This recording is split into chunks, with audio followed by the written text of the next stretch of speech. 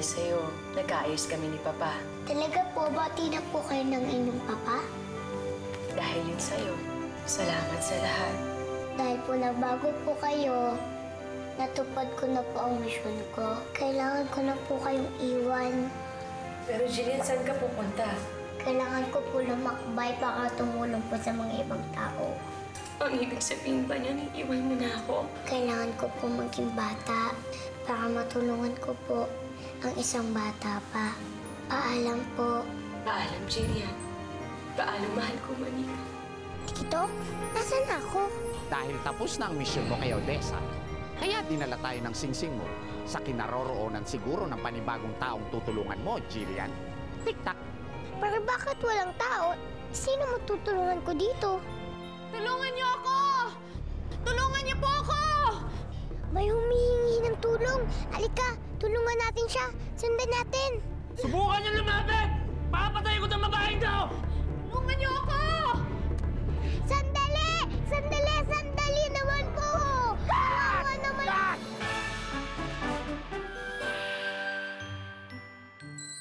Kawawa po kayo sa kanya! Baka ba namang bata ka? Isa na lang eksena ko dito, sinira mo pa yung moment ko. Pambihira naman to. Teka, ba't ka nandito dito? Asa ba yung mga crowd control? Tsaka, bakit ka nasuot ng pangmanika? Ha? Mga PA! Yes, direct. Nabago ba yung script? Hindi ko sinasabi sa akin. Ay, bahala kayo! Bakit na ako? Ay, pati ba? Ayoko na! Direk, sandali lang! Sandali lang! Ma'am, yung talent fee ko. Anong talent fee? Sing? Eh, nag-walk out na yung Siya ba ang misyon ko? At saka, siya bang tutulungan ko? Wala nang direktor. Ano pa? Ano ba naman yan? Out na nga. Ano Ang pa? susungit ng mga tao dito. Bihira naman. Sana nga lang eksena ko eh. Eh, sino ba naman kasi itong batang tumbiga na napapasok? All right, sir. If you have other questions, just call us back. Thank you. Have a nice day. Uy, friend! So, kamusta naman yung racket mo? Kumita ka ba? Di ako kumita, no? Paano ba naman may manikang ng gulo sa shooting namin kanina? Manikang ng gulo? Okay ka lang ba? Pinagtitripan mo ba ako? Totoo talaga! May manikang buhay na ng gulo sa shooting namin kanina. Kaya ayun, hindi ako kumita. Diyos ko, kung kailan naman kailangan ko pa ng pera eh. Bakit? Ano naman bang gastusin sa inyo? Eh kasi yung kapatid ko, may field trip daw sa school. Ang hirap na humihingi sila tapos wala kang may abot. Sana kasi manalo na lang ako sa loto eh. O di kaya makahanap ako ng lamp na may genie. Naku, iwi-wish ko talaga na gawin niya ako super yaman. Lotto, friend, pwede pa. Pero Ginny, naniniwala ka pa ba naman sa ganun? Pang mga bata lang yun, friend. Ano ka ba naman? Malay mo naman. Nakakita nga ako ng manikang buhay kanina eh. Oh, ayan ka na naman eh. Hindi ka talaga naniniwala sa akin, no? Wayne, laging may himala sa tabi-tabi. Katulad na lang ngayon. Feeling ko, pauutangin mo ko. Ayun. Diyan kang magaling at na-segue mo talaga, no?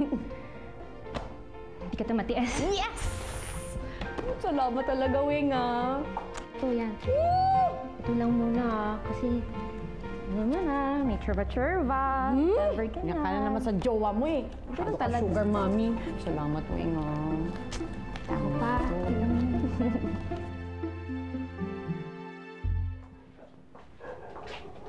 Oh, ang gulo naman ng bahay. Wala man lang nagligpit dito. Ate, nasa na yung pang field trip ko? Anak, ako rin. Kailangan pamalengke para sa... Wala na tayong pagkain kasi. Joyce, ako rin. Hindi ako ng pamasahe.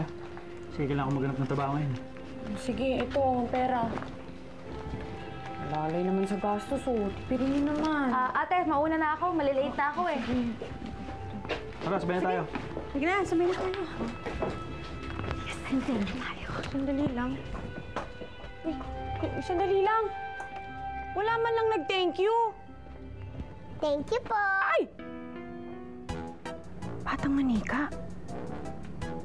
Totoo ba talaga to? O baka naman napapagod lang ako kaya kung ano-ano nakikita ko. Hindi po, totoo po ako. Gusto niyo ba po kawakan? Uy! Ale, gising! Bawal ka po matulog dyan! Patay.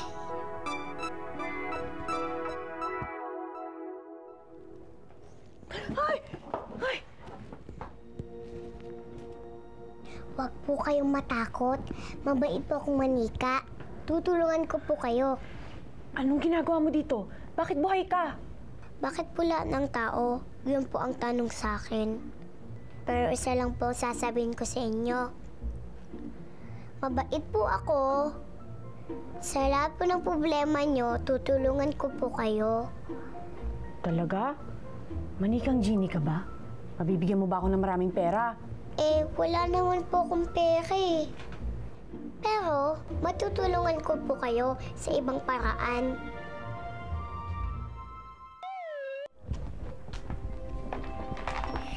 Aba! First time ko lang nakitang ganito kalinis ang bahay ah.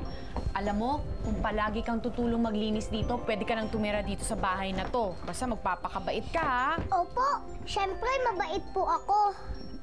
At ako naman po si Jillian. Ano pong pangalan nyo? Ako naman si Joyce. Ate Joyce na lang itawag mo sa akin. Sige po. Sandali ah. Hello? Oo, sige, magbibihis lang ako, tapos papunta na ako dyan. Oo, sige, sige. Okay, sige. Ano po yan, Ate Joyce? Kaloan din po yan na nagsasalita? Eto? Cellphone to. Dito tumatawag yung mga taong malayo sa'yo. Wow, ang galing naman po. Sana matawagan ko si Santa, no? Santa? Sige, dito ka muna ha.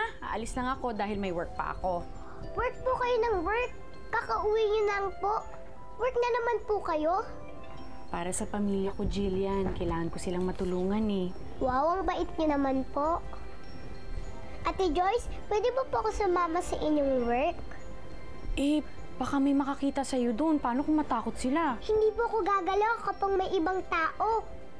Malay niyo po, may maitulong po ako sa inyo. Di po ba? Sa bagay ka nga doon. Tsaka hindi mo na kailangan ng costume. Ano ba pong klaseng work ang pupuntahan natin?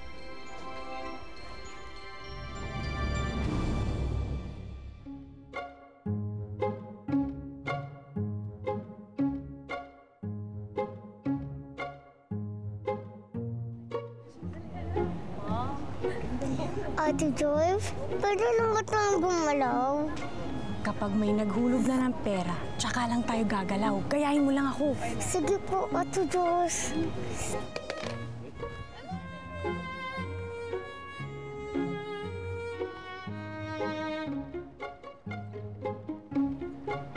Ang saya naman ng tablahang ito, Ate Joyce. Parang ang dali lang. Galingan mo ha, para marami tayong may uwing pera. Sige Malapit po. na kasi magbayad ng tuition si Maya sa school eh. Dali, freeze ulit.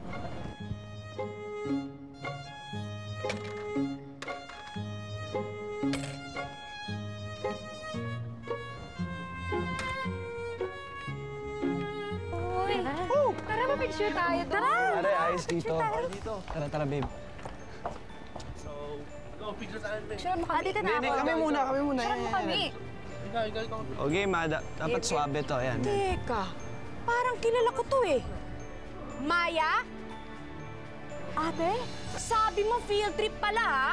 Hay nako, halika. Mag-usap tayo sa bahay. Uuwi tayo, halika na. Maya! Patay, paano ako gagalaw nito? Yikes!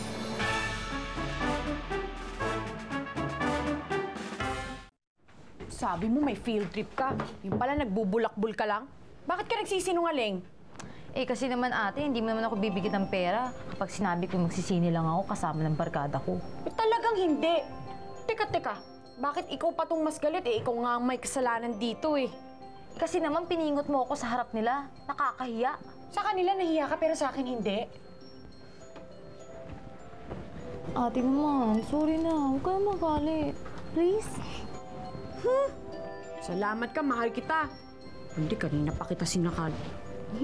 Sige na, magbihis ka na doon at tutulungan mo akong magluto, ha? Sige ate. Teka nga pala. Ang laki-laki mo na, may manika ka pa. Ay, ginagamit ko yun na props dun sa racket ko. Sige na, magbihis ka na dun para pagdating ni na kuya, nakahanda ng pagkain, ha? Sige. Aling Elma? Joyce? Maya! Joyce! Mabuti nandito kayo. Ang kuya Andon yung nandun sa kanto nagwawala. Asan na mo? Halika, samahan niyo po ako sa kanya. Bilisan natin. Baka mamaya madisgrasya pa yun. Ano ba yan? Mga pasaway pala ang kapatid ni Ate Joyce? Pare, tama na yan! Ano? Sige, ano? Lalaban kayo? Sige, sabihin niyo sa akin! Kuya, tama na! Sino? Tama na, kuya! Ano ba nangyayari dito, ha? Bakit nagagalit ang kuya ko? Ewan ko ba dyan? Nagkikwentuhan lang kami tungkol sa trabaho. Bigla na lang nagwala. Ang nayabang nyo kasi lahat eh. Pinalalabas nyo, wala akong silbi. Ha? Ano? Tama na, napapraning ka lang. Halika na, umuwi na tayo. Sige na. Hindi! Iniinsulto ako nitong mga to eh. Ano, ha? Ano, ha? Kuya! Ano ka ba?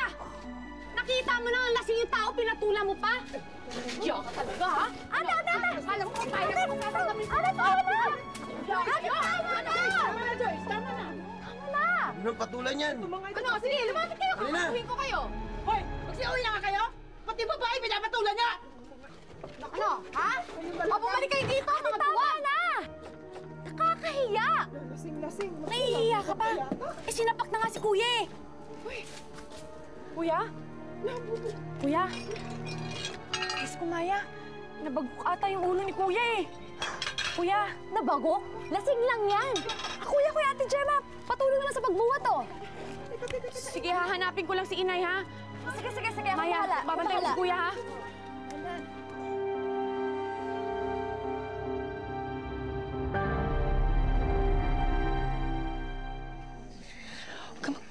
Uy, pare, panalo? Malas, pare. Bawi na lang bukas. Sige. Sige. Mananalo ka.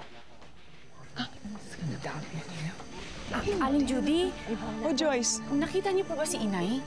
Naku, hindi. Joyce. Nandito nanay mo.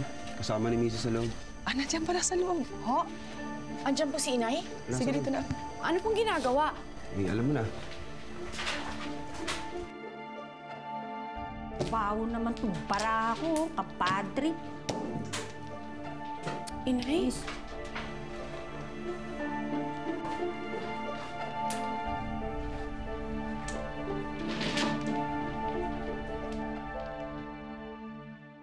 Kuya, akala ko ba mag-a-apply ka ng trabaho?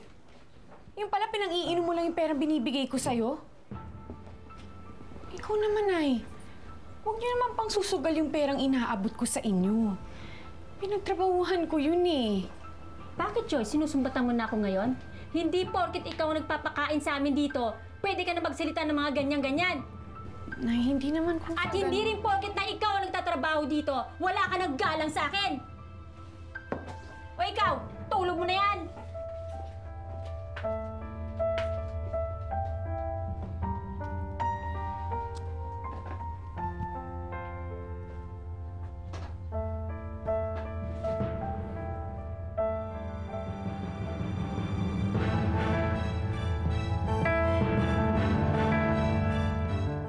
Ate Joyce, kanina po nakikinig ko po kayo. Nag-aaway kayong pamilya. Ate Joyce, galit ka ba? Hindi naman ako galit eh. Napapagod lang din minsan. Ang hirap kasi nung laging ikaw yung gumagawa ng paraan tapos hindi naman pala pinapahalagahan ng mga tao yung pinaghihirapan mo. Asan ba ang tatay mo? Bakit ikaw lang yung tatrabaho sa bahay niyo? Matagal niya na kaming iniwan, Jillian. Bata pa lang si Maya, sumama na siya sa ibang babae. Hindi nga namin alam kung saan siya nakatira ngayon eh. Kawawa ka naman, Ate Joyce. Pero huwag ka malungkot. Huwag ka mawawala ng pag-asa. Ngayon naman talaga ang pinaghahawakan ko ngayon, Jillian. Yung paniniwala ko na magiging maayos din ang lahat. Balang araw, alam ko si Kuya magkakatrabaho. Tapos si Maya, mag-aaral siya ng mabuti at hindi na magbubulakbol. Si Inay, hindi na magsusugal. Tapos makakaraos din kami. Alam ko mangyayari din lahat yun. Lilipas din lahat to. Ayan, huwag kang mag-iisip ng mga ibang bagay. Ang isipin mo ay mga magagandang bagay. Magbabago din ang yan. Appear tayo.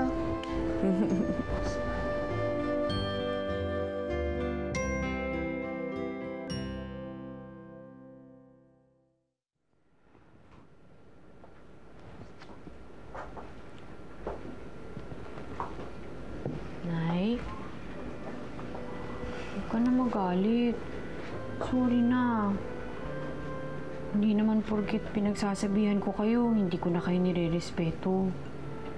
Mahal na mahal ko kayo, kaya huwag niyo na akong tiisin.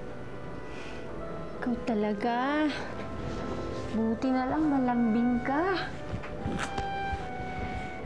Maya, kuya, bati na kami ni Nay. Ano ba? Hindi mabuti. Nako, may problema tayo. Wala na tayong bigas. At saka ate, wala na rin akong baon. Tsaka Joyce, hingi rin ako ng pamasahe. Mag-a-apply ako sa Makati. Si Aling Helen, naniningil na rin para sa upa natin dito sa bahay. Pang isang buwan. Naku, kailangan mo na rin bayaran yun.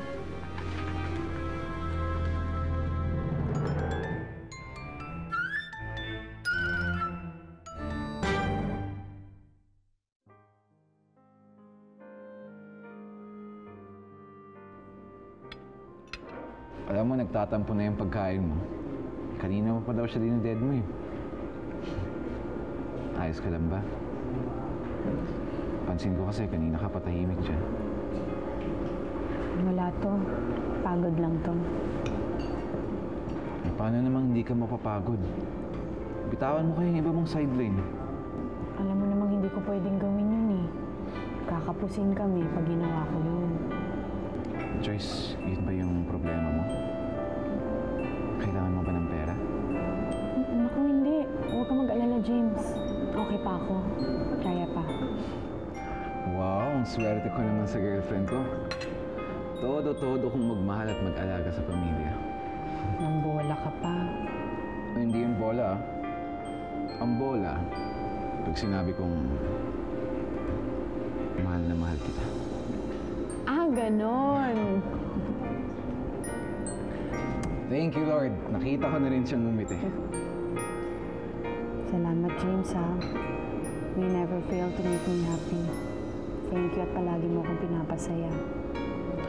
Alam, hindi lang kita patatawanin.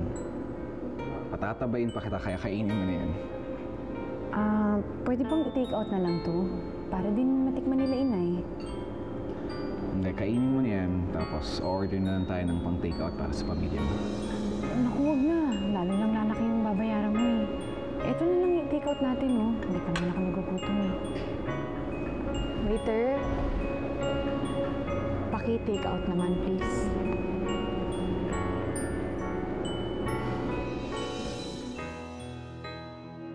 Tito, bakit ganun? Bakit humingi sila ng pera kay Ate Joyce? Eh, siya yung meron eh. Di syempre, siya yung hihingian. Tik-tak. Dapat masipag sila para madami silang pera. Tsaka, hindi sila hihingi ng pera kay Ate Joyce. Jillian, siguro, iba-iba talagang mga tao. May masipag, meron namang umaasa lang. Merong nagbibigay ng nagbibigay, meron namang kumukuha lang. Tik-tak. Basta ako, pag naging tao ako, tutulakan ko si Ate Joyce TikTok. Magiging masipag ako. At saka, hindi ako aasa sa iba. Tok, sandali lang ha.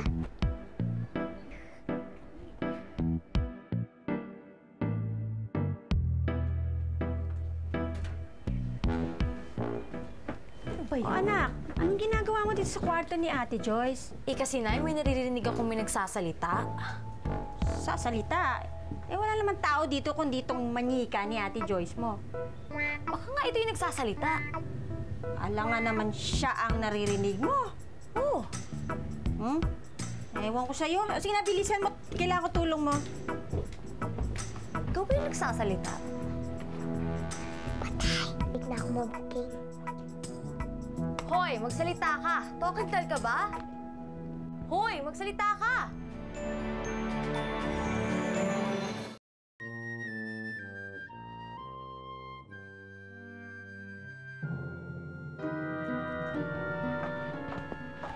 Maya, huwag mong paglaruan yan. Eh, bakit manika naman to? Kasi basta huwag mo siyang pakialaman kasi kailangan ganyan yung itsura niya sa racket ko eh. Samahan mo muna si Kuya James mo dun sa may kusina. O, ayan, may dala kaming pagkain. Sige, tara. Kuha tayong pinggan. Tara. Sige. Wow! Ate Joyce, buti na lang dumating ka. Kasi ang sakit magsuklay ni Ate Maya. Gusto ko na nga po magreklamo eh. At saka mabuhay. Eh, di nabisto ka naman pag ginawa mo yun. Mamaya malaman pa ng mga kapitbahay kakalat din dito na meron akong nabubuhay na manika. Gusto mo ba nun? Tapos meron pang magnakaw sa'yo. Ate Joyce, sino pala po yung kasama niyo pong lalaking pogi? Ayun. Si James yung boyfriend ko. Ano po yung boyfriend, Ate Joyce? Ang dami mo ring tanong, no? Alam mo, dito ka lang. Huwag kang gagalaw, ha? Bibili lang ako ng soft drinks para kay Kuya James, ha? Sige. Ano kaya ang boyfriend? May boyfriend din ba ako? Kasya na ba yung dala naming pagkain? Oo naman. Ay naku, ang dami-dami nga nito. Uy, Bayaw! Dito ka pala. Ay, Kuya Andre, kamusta? Wait lang ha. Kukuha lang ako ng mga kutsara. Ito, okay naman ako. Ganda naman ang relo mo pwede kong arborin naman, oh.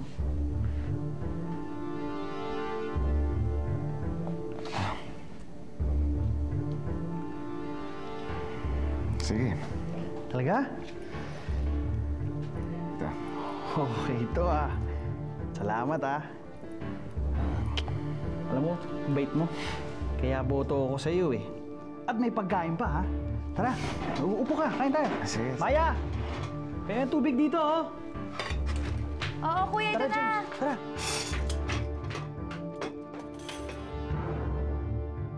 Ayan, may bagong ribbon ka na. Bagay sa'yo. Thank you po. Ate Joyce, ano pala po yung arbor? Sinasabi yung pag may hinihingi kang bagay. Bakit?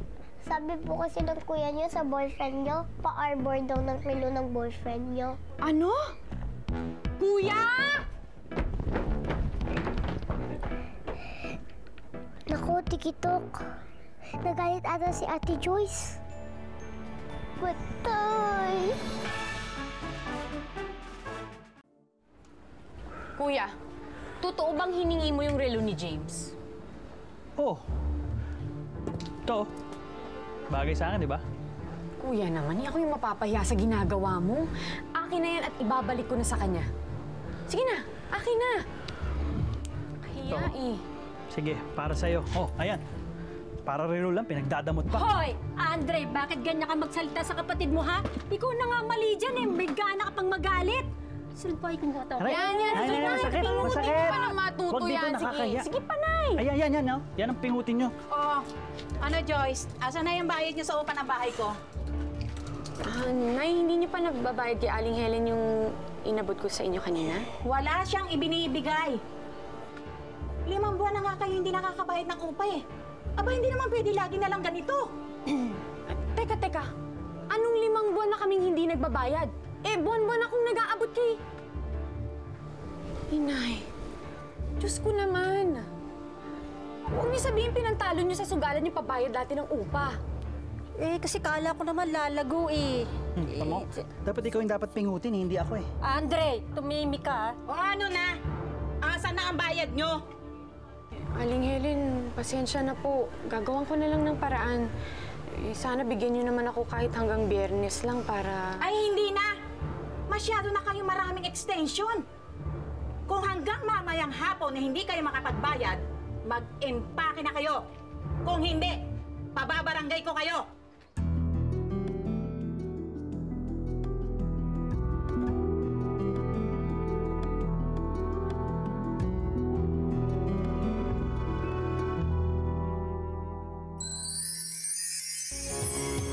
Ate Joyce, hindi niyo ba po naisip na magpalit ng pamilya? Hindi naman pwede yun, Jillian. Dahil ang pamilya, hindi katulad ng laruan na pwede mong piliin.